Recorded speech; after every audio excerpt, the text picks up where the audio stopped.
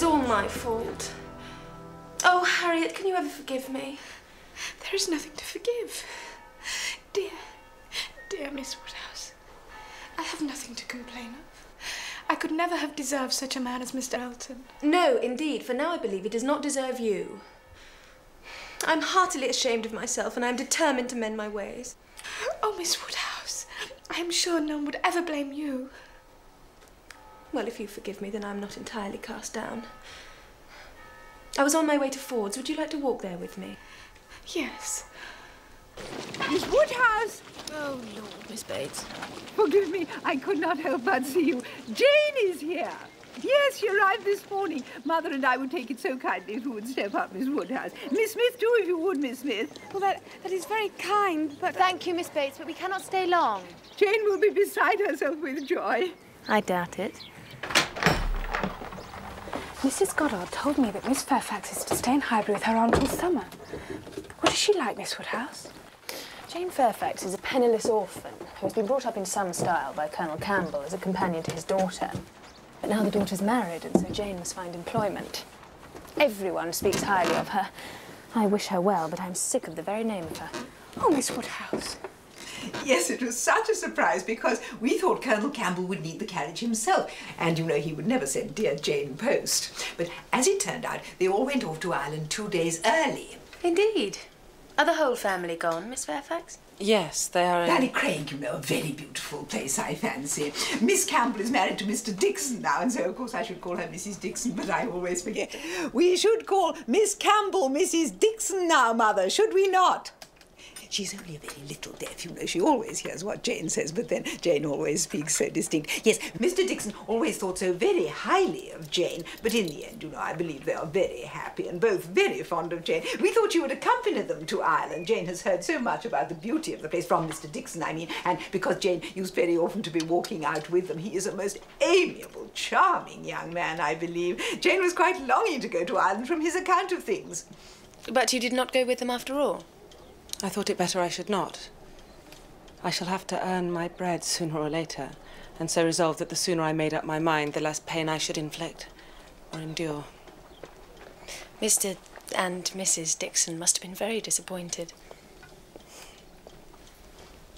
Indeed, I think they must have been. Nothing could have been more kind and pressing. Mr. Dixon does not seem backward in any attention. He is a most charming young man. Ever since the service he rendered Jane at Weymouth. Please, Aunt.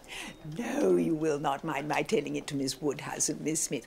Poor Jane nearly met with a terrible calamity. They were out on the water in a boating party. Jane, you know, and Mr. Dixon and Miss Campbell. Well, thus she was then. And I think they had gone out rather far, for a squall blew up, and poor Jane, from the suddenly whirling around or something or other among the sails, would have been dashed into the sea at once. Be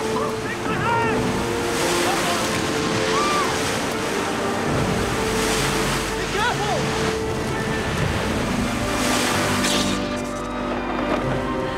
And ever since we had the history of that day, I have been so fond of Mr. Dixon. Oh, what a shocking tale. But one with a happy ending.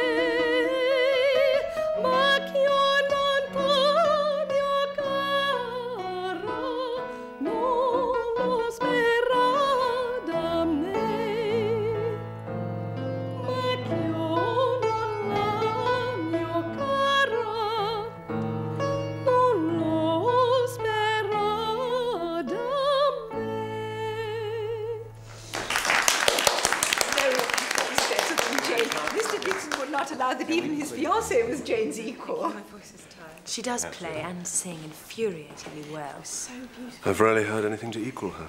Certainly not from me. As you say. But you will not take the pains to aspire to true excellence. Thank you. Thank you very much. Oh, my darling, that's beautiful. She would make a good companion for you. I'm sure you're right, but I cannot warm to her. I don't know why. I wish I could, but I can't. Oh, I must be very proud of you. Perhaps because you see in her the truly accomplished young lady you would like to be thought yourself? You will make me quite ashamed of myself.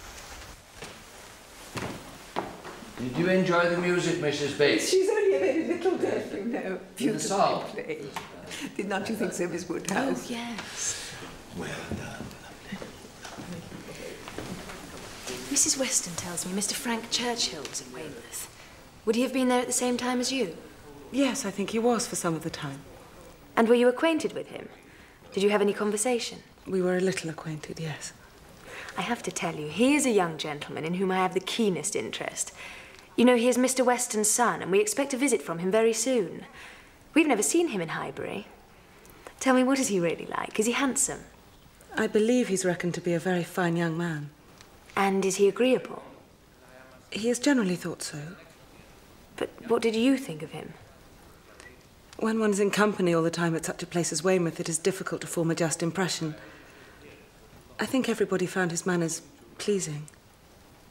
I see, I shall have to be content with that.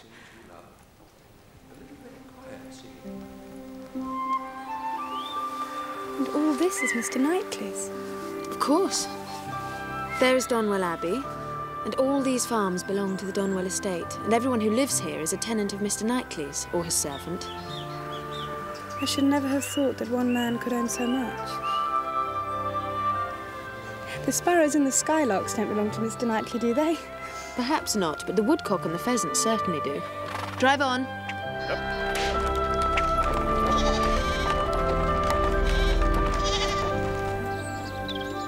Don't you think it is pretty and well kept, Miss Woodhouse?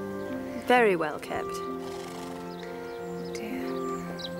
Now the time has come, I feel so very strange. Not quite easy about seeing the Martins after. But I must be sensible. Yes, you must, Harriet. Tell your friends you are only able to stay 15 minutes. There will be no danger in that. Yes. Yes. Drive on, James, to the end of the lane and turn the carriage.